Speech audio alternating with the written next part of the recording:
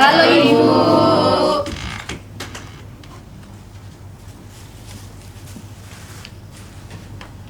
Assalamualaikum warahmatullahi wabarakatuh. Waalaikumsalam warahmatullahi wabarakatuh. Selamat siang anak-anak. Selamat siang Ibu. Gimana nih kabarnya siang ini? Alhamdulillah baik. Ibu gimana kabarnya? Ibu juga baik-baik saja, alhamdulillah. Nah, alhamdulillah kita bertemu kembali ya di mata pelajaran geografi. Nah, Ibu mau tanya dulu nih, apakah hari ini ada yang tidak masuk? Ada Ibu. Siapa? Dinda Bu. Hanya Dinda saja? Ya Bu, sakit. Sakit, oke.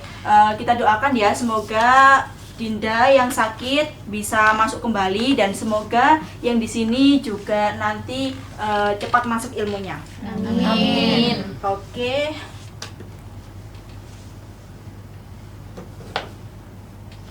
Nah, kita masih di bab yang sama, di bab mitigasi dan adaptasi kebencanaan. Ada yang masih ingat gak ya? Ibu kemarin di minggu kemarin menjelaskan tentang apa? Saya Ibu. Oke, Mbak Rifa silakan. Jadi di minggu kemarin Ibu telah menjelaskan tentang jenis-jenis bencana alam dan bencana sosial beserta karakteristiknya Bu. Oke, terima kasih ya sudah diingatkan teman-temannya. Oke, Ibu punya satu fakta tentang bencana. Ada yang mau tahu nggak? Saya Bu. Oke, mau tahu semuanya ya? Iya Oke. Bu. Di bencana itu ada salah satu fakta di gempa. Nah, perlu kalian tahu bahwa korban yang ada di gempa itu kerap kali terjadi atau disebabkan bukan karena getaran tanahnya, melainkan karena tertimbun reruntuhan atau bangunan saat terjadinya gempa. Bener nggak? Benar Ibu.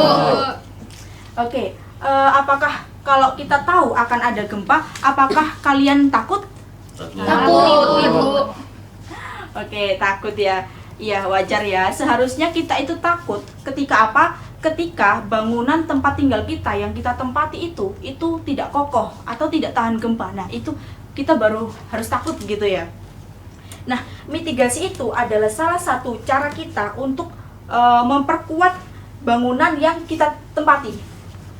Iya, silakan. Berarti mitigasi itu tentang pengurangan resiko bencana ya Bu? Iya, tepat sekali. Ya, mitigasi itu secara garis besar apa yang disebutkan Mbak Naila itu sangat betul sekali. Nah, akhir-akhir ini kalian pernah dengar nggak sih isu tentang megatrust? Pernah Ibu. Nah, kalau kita kaitkan dengan bab yang akan kita pelajari, isu megatrust itu kan belum bisa diprediksi sampai sekarang dan belum tentu kapan akan terjadi. Nah, menurut kalian apakah mitigasi itu perlu? Apakah pencegahan dari sekarang itu perlu? Ibu, Iya, menurut silakan. saya itu perlu ya, karena walaupun kita belum tahu kapan terjadinya bencana tersebut, seenggaknya kita perlu mengantisipasinya. Betul. Apakah ada yang mau menambahkan? Saya Ibu. Iya, silakan. Perlu karena mitigasi bisa menyelamatkan banyak orang ketika nanti terjadi bencana. Beneran. Oke, betul ya. Jawabannya sangat betul. Nah, apakah kalian pas berita itu muncul atau isu itu muncul, apakah kalian itu panik saat itu? Panik. Panik Bu. Oke, wajar ya kalau panik. Nah, tapi menurut kalian kalau panik itu disebabkan karena apa sih? Karena kurang paham akan bencana tersebut atau kurangnya mitigasi? Ada yang bisa Saya, jawab? Bu. Ya, silakan. Mungkin karena kurangnya pemahaman masyarakat tentang mitigasi bencana sehingga masyarakat itu malah takut dan malah memperburuk keadaan lingkungan sekitarnya. Oke, betul sekali. Ada yang mau menambahkan? Saya Bu, Iya, silakan. saya setuju dengan dia Bu, karena kurangnya edukasi tentang bencana alam akan membuat orang mudah terpengaruhi oleh isu. Oke, betul sekali, tepat sekali jawabannya ya. Oke, jadi tujuan pembelajaran kita pada hari ini adalah mengidentifikasi tahapan mitigasi bencana alam di Indonesia.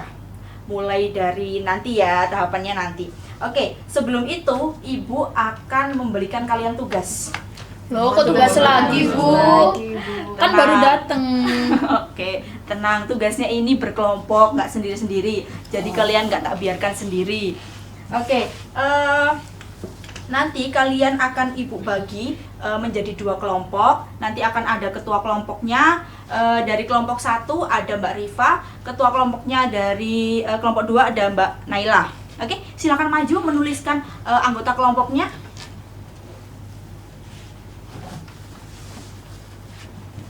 Silakan. Ini spidolnya ada lagi di sini.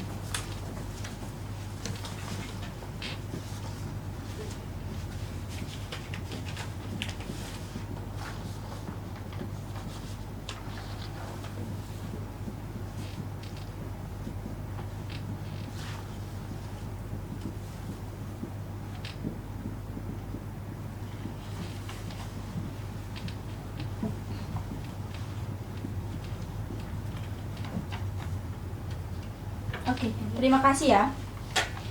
Ini sebelum duduk Ibu kasih ya, ini dari kelompok 1 Mbak Rifa, kelompok 2 silakan duduk.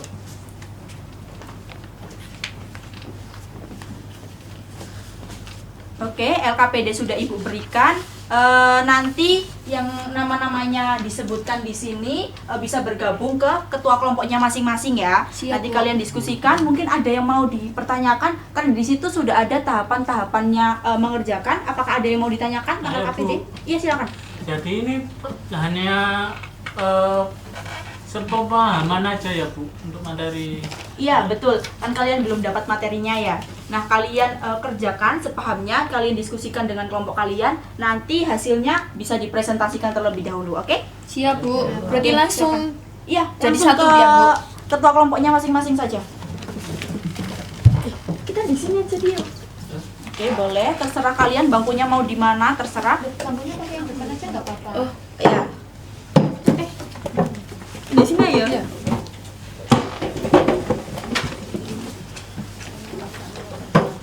Kamu pakai bangku yang di Ini, belakang. Bu. Kau. Aku di sini ya. Sini, Dra. Kamu di sini. Kanan, bisa di sini.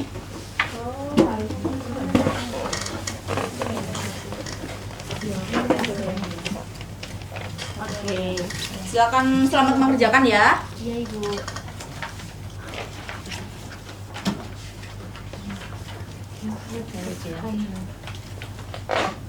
Apakah dari kelompok 1 ada yang ditanyakan atau ada kendala mungkin? Ibu, untuk yang di kasus ini faktor alam sama manusia itu mana ya Ibu yang lebih mempengaruhi?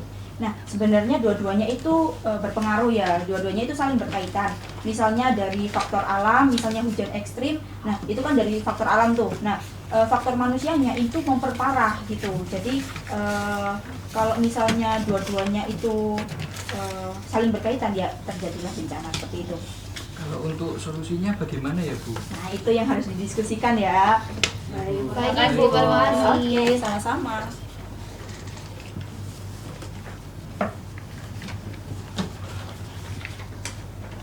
Kelompok 2, ada yang mau ditanyakan mungkin? Ada Bu. Iya, yang mana? Untuk di bagian ini, Bu. yang fakta pentingnya ini. itu Kenapa? itu ditulis berdasarkan sumber dan atau pemahaman saja Bu. Nah, itu bisa ya, bisa dikaitkan dengan pemahaman kalian. Mungkin kalian mengetahui tentang ini. Nah, itu bisa kalian cantumkan di situ saja biar nanti teman-temannya juga tahu. Oke.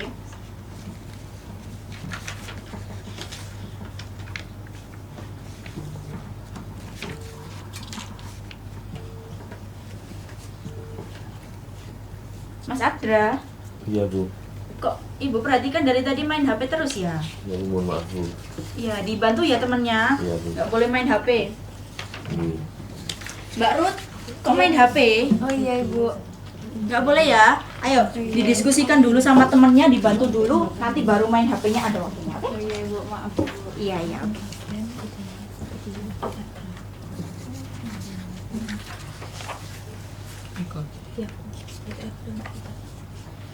Oke, waktu diskusinya sudah selesai. Hai. Sebentar ya, Sebentar, Ibu. Ibu. Oke, masih ada ya? Iya, Ibu. Bentar, Ibu.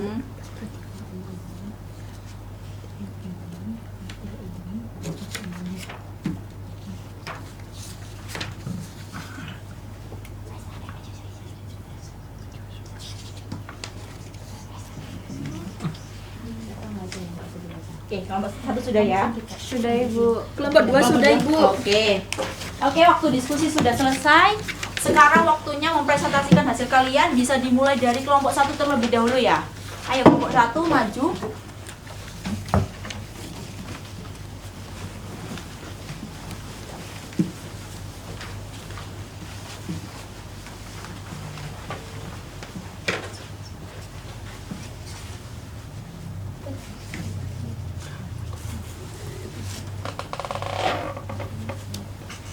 Assalamualaikum warahmatullahi wabarakatuh. Waalaikumsalam warahmatullahi wabarakatuh. Baik, perkenalkan di sini kami dari kelompok 1 akan mempresentasikan studi kasus yang pertama yaitu tentang banjir bandang dan tanah longsor di Sumatera. Sebelumnya perkenalkan, nama saya Rifa. Saya Zabina Fadlian. Saya Dewi Dika Putri. Saya Rudiania Frasiana. Saya Nikolas Bima Kristianto. Di sini kami akan mempresentasikan tentang hasil diskusi kami. Yang pertama yaitu ada analisis masalah, yaitu identifikasi masalah utama. Hasilnya adalah terjadi banjir bandang di Sumatera karena hujan lebat dan kondisi hutan yang gundul. Yang kedua, fakta penting, yaitu hutan di bagian hulu berkurang, tanah tidak bisa menyerap air, dan ada lereng yang tidak stabil. Yang ketiga, ada faktor penyebab. Yang pertama, dari alam, yaitu hujan yang sangat deras. Yang kedua, dari manusia, yaitu menebang hutan dan mengubah fungsi lahan. Baik, yang selanjutnya ada dampak. Dari dampak yang terdampak adalah lingkungan, yaitu menjadi rusak, terus rumah warga yang terendam dan ekonomi yang terganggu. Terus ada B, pertanyaan analisis. Yang pertama adalah mengapa bencana itu terjadi? Jawabannya karena air hujan yang turun sangat banyak tapi tidak ada pohon yang menahannya. Jadi air langsung turun ke sungai dan meluap. Lalu yang kedua ada peran faktor alam dan manusia. Faktor alam memberikan hujan yang ekstrim, sedangkan manusia merusak lingkungan yang seharusnya bisa mencegah banjir. Lalu yang ketiga, bagaimana hubungan kondisi lingkungan dengan resiko bencana? Kalau lingkungan rusak atau pohonnya habis, maka risiko kena bencana seperti banjir dan longsor jadi lebih besar. Selanjutnya yaitu perumusan solusi. Yang pertama terdapat mitigasi jangka pendek, yaitu menutup aliran sungai dengan tumpukan sampah atau tanah agar airnya tidak mengalir ke pemukiman warga. Yang kedua, mitigasi jangka panjang, yaitu menanam kembali pohon-pohon di hutan yang gundul dan melarang penebangan liar. Selanjutnya ada peran masyarakat. Jawabannya gotong royong, membersihkan selokan, dan tidak membuang sampah ke sungai. Lalu peran pemerintah. Jawabannya memberikan peringatan kalau akan ada hujan besar dan memperbaiki daerah aliran sungai. Lalu kesimpulannya adalah banjir bandang terjadi karena hujan deras dan kerusakan lingkungan akibat ulah manusia.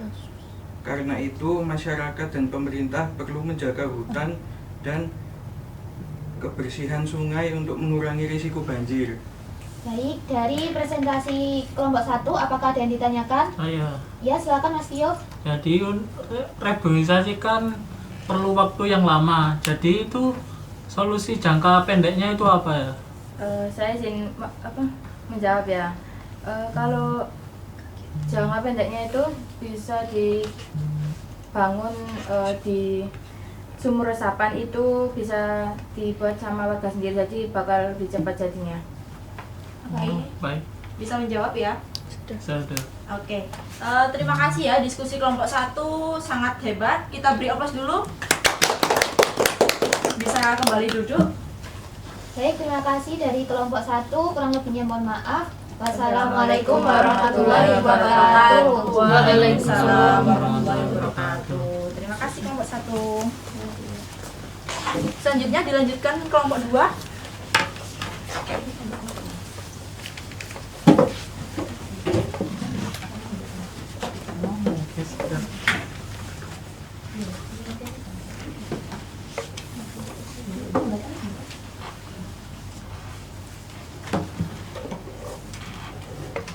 Assalamualaikum warahmatullahi wabarakatuh. Waalaikumsalam warahmatullahi wabarakatuh. Kami dari kelompok 2 akan mempresentasikan hasil diskusi kami tentang jalur tanah longsor Malang Kediri.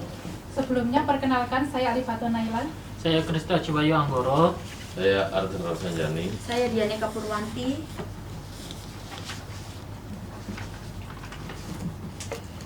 Yang pertama itu ada analisis masalah. Identifikasi masalah utamanya yaitu terjadi longsor di jalur Malang Kediri yang mengganggu aktivitas masyarakat dan transportasi. Fakta pentingnya, wilayah memiliki lereng curam dan curah hujan tinggi sehingga rawan longsor. Setelah itu ada faktor penyebabnya yaitu faktor alam berupa hujan deras dan lereng terjal, sedangkan faktor manusia berupa penebangan pohon dan pembangunan lahan. Selanjutnya ada dampak, yaitu menyebabkan kerusakan lingkungan, menghambat transportasi dan merugikan ekonomi masyarakat. Untuk poin B, pertanyaan analisis mengapa bencana terjadi. Menurut kami, bencana longsor terjadi karena hujan deras membuat tanah menjadi labil dan kondisi lereng yang curam. Apa faktor alam dan manusia? Menurut kami itu faktor alam seperti hujan dan lereng terjal menyebabkan penyebab utamanya, sedangkan untuk manusia memperparah keadaan karena penebangan hutan dan pembangunan di lereng.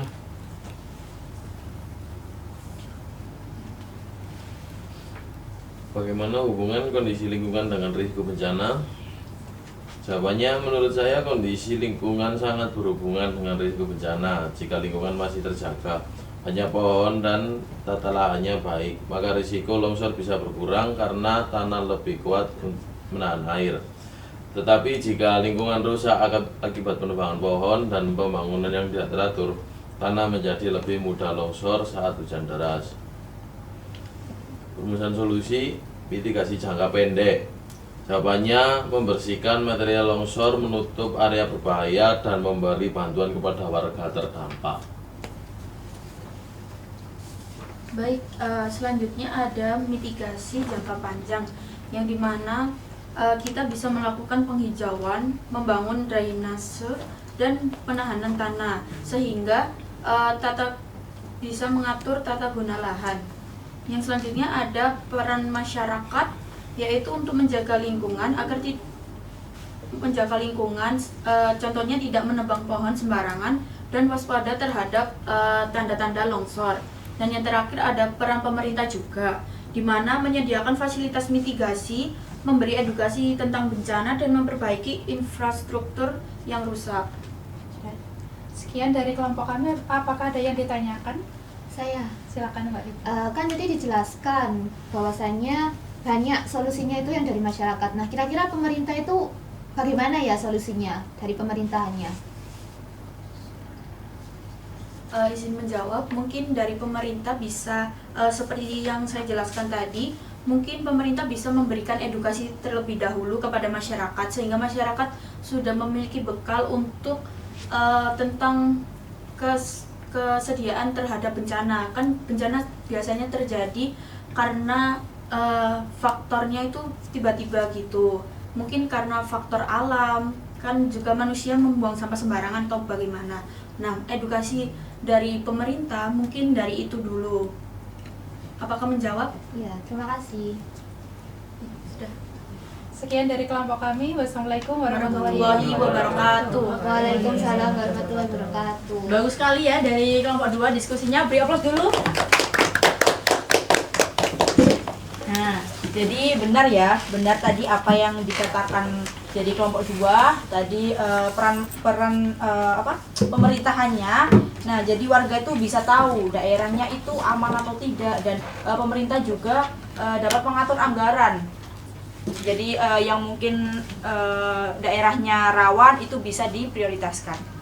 Oke, selanjutnya Ibu langsung masuk ke materi saja ya. Siap, Bu. Nah, dari hasil diskusi yang sudah kalian paparkan tadi, hasil diskusinya, berarti bencana itu sebenarnya tidak terjadi secara tiba-tiba, benar nggak? Benar, Bu. Benar, Bu. Oke, jadi bencana itu punya satu siklus, punya satu tahapan. Nggak terjadi habis bencana ya udah ditinggalin, nggak gitu dong, ya kan? Mereka itu punya satu siklus yang saling berkaitan. Jadi sebelumnya tahapan itu ada 3 yang paling utama di siklus bencana. Ada 3 tahapan. Yang pertama yaitu pra bencana, yang kedua tanggap darurat, yang ketiga pasca bencana. Nah, pada tahapan prabencana itu tadi kan disebutkan tuh di LKPD kan tadi ada hujan ekstrim, hujan lebat. Nah, itu masuk ke prabencana. Kenapa Bu kok bisa masuk prabencana? Nah, salah satu penyebab misalnya gini, banjir bandang itu salah satu penyebabnya itu hujan ekstrim. Nah, itu berarti masuk ke Prabencana. Nah, betul. Nah, selanjutnya ada tahapan tanggap darurat. Apa itu, Bu, tahapan tanggap darurat? Tahapan tanggap darurat itu sama saja seperti saat terjadinya bencana. Jadi, di mana ini fokusnya ke evakuasi atau saat banjirnya itu datang. Nah, itu namanya tahap tanggap darurat. Nah, ini fokusnya memang di penyelamatan, di evakuasi. Nah, itu di tahapan tanggap darurat. Karena tadi di LKPD-nya kalian kan ada 2 studi kasus tuh. Nah, yang pertama kan ada banjir bandang, yang kedua ada tanah longsor ya. Nah, itu berarti saat terjadinya itu masuk tanggap darurat. Yang ketiga ada pasca bencana. Pasca bencana itu apa sih, Bu? Pasca bencana itu setelah terjadinya bencana. Apa itu, Bu? Pemulihan berarti, Bu. Iya, betul sekali. Pasca bencana itu tahapan pemulihan. Pemulihan apa? Pemulihan misalnya warganya itu terdampak gempa. Nah, itu kan pasti rumahnya roboh tuh. Nah, di tahapan pasca bencana itu mereka membangun kembali, memperbaiki kembali sistem-sistem yang sudah rusak gitu atau rugi karena bencana tersebut. Oke. Selanjutnya ini ada skema rencana penanggulangan bencana. Nah, di tahapan ini ada beberapa skema, ada berapa nih? 1, 2, 3, 4, 5, 6. Nah, sebenarnya kalian tadi waktu mengerjakan LKPD itu kalian sudah menyinggung tentang skema rencana ini tahu. Jadi, rencana penanggulangan bencana itu hasilnya itu dari analisis resiko bencana. Ya ini semua ini. Tadi kan kalian sudah mengerjakan tentang mengidentifikasi masalah ya. Yang pertama tadi di LKPD. Terus ada juga menganalisis penyebabnya apa, ya kan? Terus dampaknya yang ditimbulkan tadi apa, benar nggak? Benar, Ibu.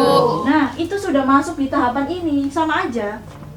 Pengenalan pengkajian bahaya, pengenalan kerentanan, analisis kemungkinan dampak bencana. Nah, ini sama aja. Nah, secara nggak langsung kalian itu sebagai perencana bencana. Keren ya? Keren ya? Perencana bencana. Jadi kalian secara nggak langsung tadi sudah merencanakan atau membuat siklus dari suatu bencana. Oke, selanjutnya. Nah, kita sekarang bedah satu-satu. Tadi kan tahapannya ada 3 ya? Iya, Bu. Bisa diulangi nggak tahapannya tadi yang pertama apa bareng-bareng? Tahap prabencana, tahap darurat, pasca bencana, terus pemulihan. Nah, bener. Oke, masih inget ya ternyata. Pintar. Nah, kita bedah satu-satu. Di tahap prabencana ini ada beberapa tahapan. Nah, di tahap prabencana ini fokus utamanya itu untuk pencegahan, untuk kesiapsiagaan atau untuk peringatan dini. Jadi di sini itu fokusnya mengurangi resiko terjadinya bencana itu.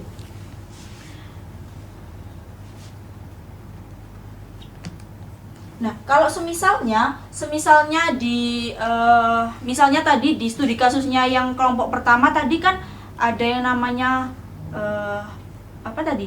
alih fungsi lahan. Nah, alih fungsi lahan itu berarti salah satu tahapan prabencana yang belum optimal, ya kan? Nah, kalau sudah optimal berarti resikonya itu pasti bisa diminimalkan, benar nggak? Benar, Bu. Nah, kalau sudah terjadi alih fungsi lahan, penggundulan hutan, nah berarti di tahapan prabencana itu sudah kurang maksimal atau tidak benar. Jadi kerugian itu sebenarnya bisa diminimalkan dengan cara apa? Ya dengan cara prabencana ini, kesiapsiagaan, peringatan dini dan lain-lain. Oke, kita masuk ke tahap tanggap darurat atau saat terjadinya bencana. Apa sih, Bu, di tahapan ini ngapain aja? Nah, di tahapan ini itu lebih ke evakuasi. Misalnya kalian saat terjadinya banjir.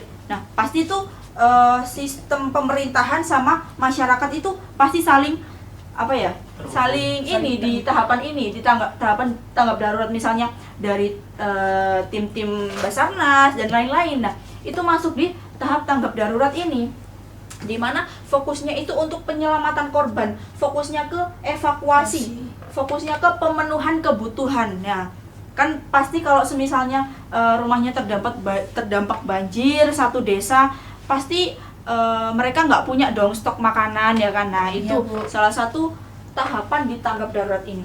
Selanjutnya ada tahapan pasca bencana. Nah, di tahapan pasca bencana ini ngapain sih, Bu? Apa sih di tahapan ini kita ngapain aja sih? Jadi di sini ada 2 tahapan. Ada yang namanya rehabilitasi dan juga ada yang namanya rekonstruksi. Bu, izin bertanya. Iya, silakan. Bedanya rehabilitasi dan rekonstruksi itu apa, Bu? Oke, pertanyaannya bagus ya. Kalau rehabilitasi itu seperti kita itu memperbaiki misalnya di bagian bencana kan tadi kan pasti ada kerugiannya tuh. Nah, di tahapan ini rehabilitasi itu apa ya? Kalau rehabilitasi itu seperti Pengungsian gitu, Bu, bukan? Evakuasi. Bukan. Itu masuknya ke tahap tanggap darurat. Kalau rehabilitasi itu memperbaiki kondisi yang rusak. Nah, memperbaiki kondisi yang rusak. Misalnya ada bangunan yang rusak. Nah, itu diperbaiki lagi, bisa diperbaiki lagi. Tapi kalau rekonstruksi itu membangun ulang. Jadi, misalnya bangunan ini tidak tahan gempa, habis itu roboh kan pas di tahap tanggap bencana itu. Nah, habis itu waktu pasca bencana itu direkonstruksi lagi, dibangun ulang lagi supaya apa? Supaya saat menghadapi bencana selanjutnya itu lebih siap gitu. Oke, paham ya? Paham, Ibu. Nah, selanjutnya Ibu punya satu video nih buat kalian. Ini adalah salah satu simulasi bencana gempa saat di dalam ruangan. Kita bedah ya satu-satu.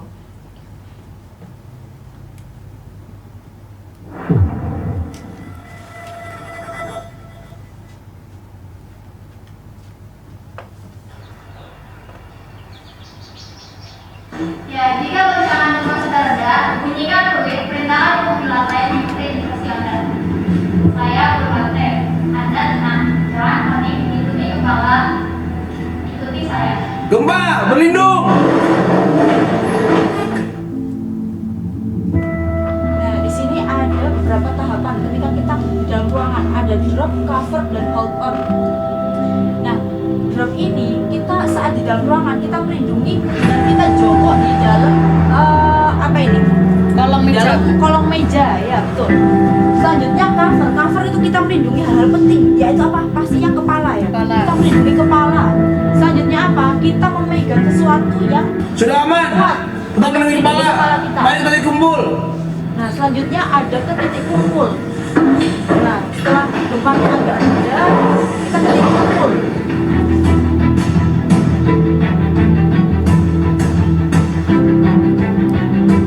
Saya mau kapten. Anda tetap tenang. Melindungi kepala. Ikuti saya.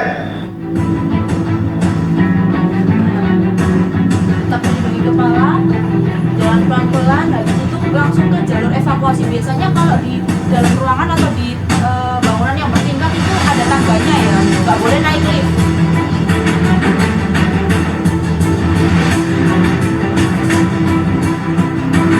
Pasti ada jalur evakuasinya sendiri setiap.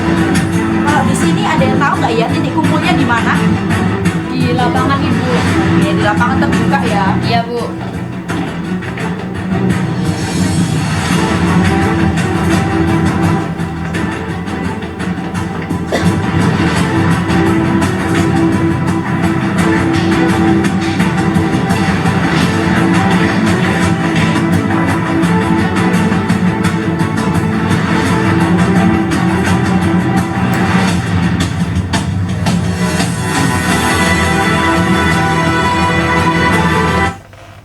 Oke, sudah ya. Itu adalah tahapan Simulasi simulasi gempa yang ada di dalam ruangan. Iya, Bu. Oke, selanjutnya apa sih Bu tujuan penanggulangan bencana? Kenapa sih kita harus mempelajari tentang siklus ini? Kenapa sih kita harus mempelajari tentang mitigasi bencana tuh kenapa sih? Secara garis besar sebenarnya kita itu untuk melindungi ya. Melindungi apa Bu? Melindungi masyarakat, mengantisipasi kerugian. Nah, itu salah satu tujuan penanggulangan bencana. Jadi secara garis besar tuh tujuannya tuh sama, yaitu tentang mengurangi resiko atau meningkatkan kesiapsiagaan dari masyarakat itu. Misalnya kita tahu kalau bahwa tempat tinggal kita itu rawan terjadinya bencana. Nah, pasti kita perlu yang namanya penanggulangan bencana. Supaya apa? Supaya kita kalau sudah ada bencana itu siap. Kita bisa meminimalisir kerugian biar nggak rugi-rugi banget. Oke. Materi kita cukup sampai di sini.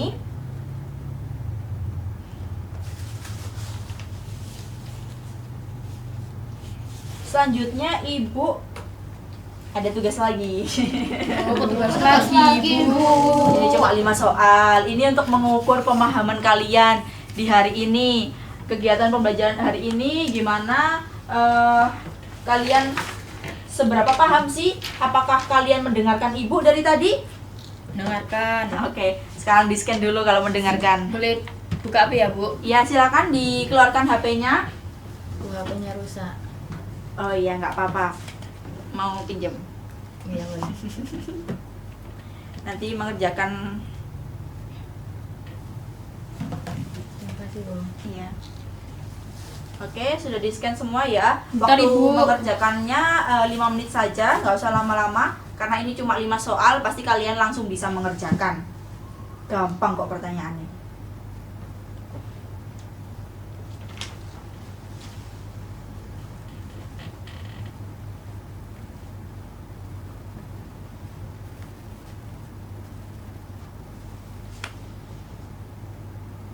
Wifi-nya Oke. lemot, Ibu. Oh, ada yang lemot. Mungkin bisa minta hotspot temennya aja ya. Sudah, Ibu. Sudah, Ibu. Udah, Bu. Sudah, Oke. Bu. Udah Oke. bisa. Oke, waktunya sudah selesai. Nanti Ibu akan rekap kembali untuk pertemuan selanjutnya. Nanti kalian harus ini ya, kalian harus mempelajari bab selanjutnya yang akan dipaparkan Ibu pada pertemuan selanjutnya. Sebelum itu Ibu mau kalian ada 2 orang untuk menyimpulkan kegiatan pembelajaran hari ini. Ada yang mau? Saya, Bu. Ya, silakan. Mitigasi bencana itu sangat penting. Lalu di mitigasi bencana itu ada 4 tahap, yaitu pencegahan, kesiapan, tanggap darurat, dan pemulihan. Dan juga ada namanya skema penanggulangan bencana. Oke, betul sekali. Mungkin ada yang mau menambahkan? Bu. Iya, silakan. Jadi itu mitigasi harus dilakukan meskipun belum terjadi agar meminimalkan korban serta mengedukasi masyarakat, Bu. Oke, bagus sekali jawabannya. Betul ya. Jadi sebenarnya bencana itu tidak terjadi secara tiba-tiba. Kenapa sih, Bu, kita harus mempelajari bab ini? Karena kita tuh harus paham bahwa bencana itu biar kita paham secara sistematis. Jadi kalian nggak hanya tahu, wah ada berita gempa, oh ya udah selesai gitu. Nah, kita juga harus siap meskipun misalnya daerah kita itu tidak rawan bencana, tapi kita juga harus tetap mempelajari akan ini. Jadi semuanya harus tetap mempelajari bab ini gitu, karena ini penting ya. Oke, selanjutnya sebelum Ibu tutup pelajaran hari ini, Ibu mau Ibu mau mengecek semangat kalian nih. Sudah akhir pelajaran. Nah, apakah kalian masih semangat? Lapar, Ibu. Ngantuk, Ibu. Ya, istirahatnya masih lama, dah, Bu. Enggak, istirahatnya enggak lama. Kan tadi sudah dapat MBG. Oh iya. Lapar lagi. Iya, nanti beli sendiri ya. Oke. Nanti kalau Ibu bilang kalau bencana datang, kalian jawabnya kita siap, tetap siap tanggap cepat, semua selamat, tapi pakai gerakan. Gimana itu gerakannya? Jangan susah-susah, Bu. Ibu contohkan ya, ibu contohkan sekali, nanti kalian tiru ya. Kalau ibu bilang, kalau bencana datang, kita siap, tetap siap, tanggap cepat, semua selamat. Bisa? Lagi Bu, lagi Lagi, Bu. Coba, Bu.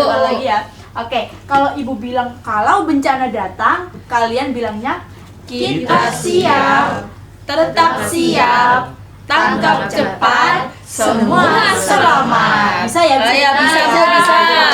Bisa. Oke, kita mulai dengan semangat ya. Ya. Oke, kalau bencana datang, kita siap, tetap siap, tanggap cepat, semua selamat. Oke, terima kasih ya kalian sudah mengikuti pelajaran dari awal sampai akhir. Semoga ilmu kalian tetap berkah dan Amin. masuk ya. Amin. Nah, untuk selamat pulang. Habis ini kalian langsung pulang ya. Iya, Hati-hati Bu. di jalan, tetap jaga kesehatan. Ibu akhiri, wassalamualaikum warahmatullahi wabarakatuh. Waalaikumsalam warahmatullahi wabarakatuh. Terima kasih, Bu. Sama-sama.